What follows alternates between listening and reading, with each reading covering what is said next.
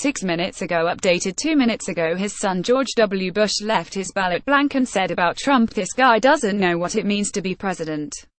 The revelations, contained in historian Mark Updegrove's The Last Republicans, available in bookstores later this month, represent the strongest criticism to date from the Bush clan on why their Republican successor is uniquely unfit to hold office.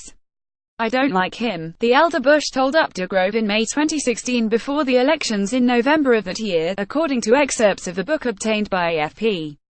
Today's headlines: "I don't know much about him, but I know he's a blowhard. And I'm not too excited about him being our leader." The younger Bush, meanwhile, was skeptical about then-candidate Trump's chances in a race in which his younger brother Jeb was an early favorite. Interesting, one last, was his initial reaction when Trump entered the race. Once the bombastic billionaire real estate magnate secured the Republican nomination, Bush expressed surprise and worried about Trump's lack of humility, and thus his inability to recognize his own limitations and surround himself with more knowledgeable people. "As you know from looking at my family," Bush said, "humility is a certain heritage, that's what they expect, and we're not seeing that in Trump." After Trump said, "I'm my own advisor," Bush quipped, "Wow, this guy really doesn't understand the job of president." The comments are sure to escalate a long-running feud and come after George W. Bush gave a speech last month that condemned bigotry, bullying and lies in U.S. politics in what was widely seen as a broadside against Trump even though the president was not mentioned by name.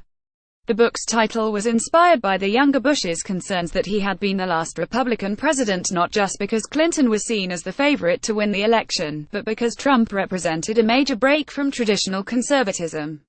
File image: Hillary Clinton, right, speaks with Donald Trump in the background. A White House official hit back, telling CNN if one presidential candidate can disassemble a political party, it speaks volumes about how strong a legacy its past two presidents really had.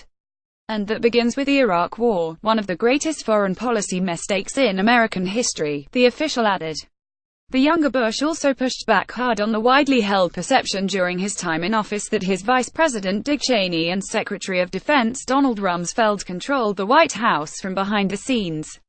"They didn't make one thing decision," he told Updegrove.